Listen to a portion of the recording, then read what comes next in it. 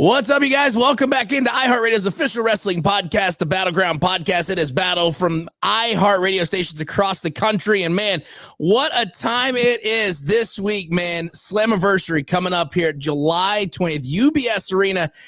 And a guy that is very familiar with this show, and he is definitely a household name after what recently took place on NXT and all over TNA. Give it up for Mike Santana joining the show. Mike, how are you doing, sir? Yo, what's up? What's up? Glad to be back on. How's everything going? Man, everything is going good, and obviously things are going good for you. You got yourself a little matchup this weekend, main event. Now, I want to talk about this because this is kind of a cool moment. Yeah. You're about to headline Slammiversary. What would 16-year-old Mike in the Bronx say if he saw where you are now, headlining a show in your home state? First of all, he'd tell me I'm tripping. But nah, man, I owe this to that 16-year-old boy.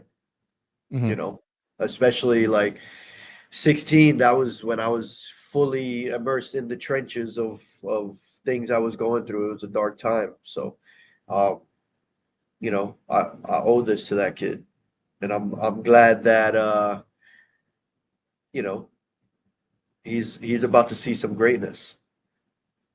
We're definitely excited about that for sure. Slammiversary. Now, one thing that's been really cool, of course, if everybody's been watching along online, TNA President Carlos Silva has boldly proclaimed that this Slammiversary as the company's greatest achievement, and it's going to be phenomenal. Of course, a lot of people taking that word right there and running with it.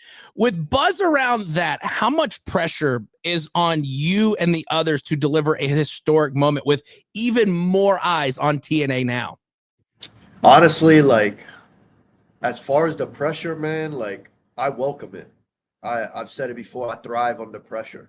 Pressure has always been my greatest motivator, and it's always allowed me to produce my absolute best. So I don't look at pressure as a bad thing at all. And if anything, I want it. Bring all the pressure, you know? Right. I live for moments like this, and moments like this are what I have dedicated my life for. So, like, people are like, oh, you know, does this surprise you? Nah, I've earned this. I've worked for this. And I'm exactly where I should be and where I need to be. So. Yeah, absolutely, for sure. And of course, you're going to be there, UBS Arena, July 20th, Slammiversary, going to be a hell of a show for sure. Main eventing against Trick Williams, Joe Hendry. Now, recently we had Trick Williams on the show, and I know what he did was very wrong. He questioned your New York upbringing here on the show and had some things to say. And I actually have a video of that I'm going to play for you. And I want to get your response to what Trick had to say about your upbringing. So here we go. Cool. Man, I've never been more confident in my life. Why? Because I've beaten the average Joe, and then I've beaten the loud and proud Boricua, Mike Santana. And while we're speaking about Mike Santana, I heard he's from Jersey. So all that New York talk about him being down the road, I heard he has to get his family on a bus just to make it to the show. Let's talk about it. So what do we got to say to Trick for what he just said? I mean, he's very confident. First and foremost, I love the confidence, and it's Boricua. Get it right. Some respect on that name. And third of all, I don't even know where Trick is from. So, I mean, like, what's good? Let's talk about that. Exactly. When he said that, I was like, I text saying that my family is saying that I'm from Jersey is pretty funny. I ain't a front, but he needs to calm his ass down. I mean, I think he's gonna get calmed down over the weekend. It's Slammiversary for sure in that main event. Now, I want to go back because you've been on the show before. You're an open book when it comes to your past, and looking back at that program that you had within the street fight, where you know your sobriety and your personal journey were front and center during that whole thing. How has your own life challenges shaped the fighter that you are now, both in and out of the ring? All those struggles and things that I went through have been my biggest motivator. I've said it before, like I needed to go through all those things that I went through. I needed to hit rock bottom because rock bottom is what I started building it's the foundation in which I started building where I am today, you know. And also it makes me appreciate what I have today even more and work even harder. I know what I had to go through to get to where I was, you know what I mean? To get to from where I was. So like, man, when it comes to those things, bro, like, again, I've said this too. God has blessed me with an ability to suffer and use that suffering to keep moving forward, you know? So that's how I look at it. It's a big motivator for me, and it makes me hungrier than ever. Like, I don't look at myself, oh, I don't feel sorry for myself. I never have, you know. I went through what I went through. I got through it, and here I am, better than ever. So but yeah, and I could understand how people could try and use that against me. But if anything, that's the wrong thing to bring up and the wrong thing to try to use against me. Because if anything, you're feeding the fire. Mm-hmm. You know what I mean?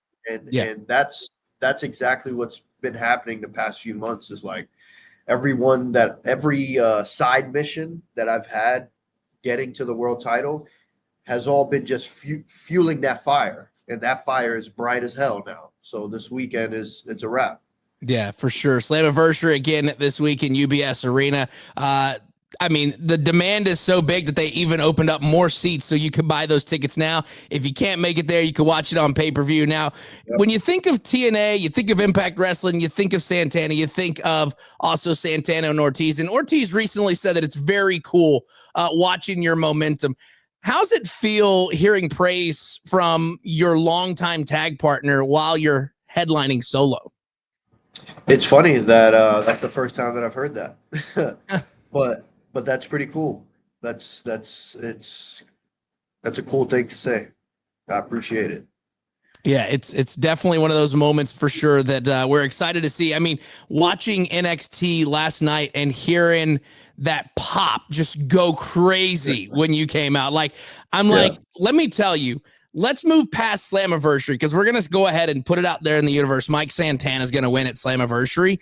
I was talking to a friend of mine earlier, and we were talking about, you know, what's going to happen after that. And we mentioned that Santana and Hendry would be definitely a feud in a program that would definitely feed families after Slammiversary when you bring that TNA title back to TNA where it rightfully belongs. Yeah. Honestly, like, again, I've said I respect what Joe has done. I respect the way he's represented the brand. And I'm not going to Slammiversary to lose. Mm-hmm. So if that's something that's in the cards for the future, Joe Hendry versus Mike Santana, I'm sure he's coming with a very bright fire, and I welcome it because I'm coming with the same thing. So I mean, I respect Joe and what he's done, but it's my time now. TNA is going to become my house.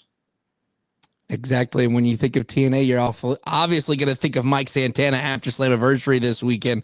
Now, let's move past Slammiversary. You walk out July 20th, and they say, and new TNA World Heavyweight Champion. Again, we're all about positivity and putting things out in the universe. Absolutely. What would that moment mean for you personally, walking out as TNA World Heavyweight Champion?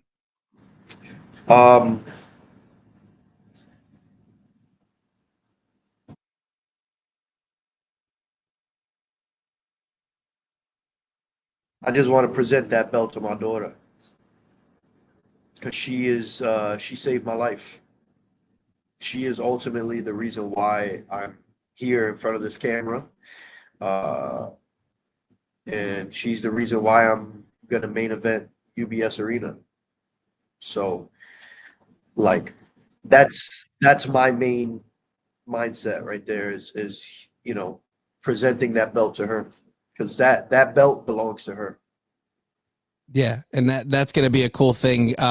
Again, putting it out in the universe. I mean, I've got goosebumps right now after hearing you just say that of you presenting. Like, I can picture this in my mind of like the match is over, the confetti's there, you're with your daughter, the belt. Like, I mean, I'm seeing this right now. It's a vision that I am seeing. So again, putting it out in the universe. Well, Mike, before we let you go, I have one question for you, and this is a fun question. Nothing wrestling related, so everything is fine.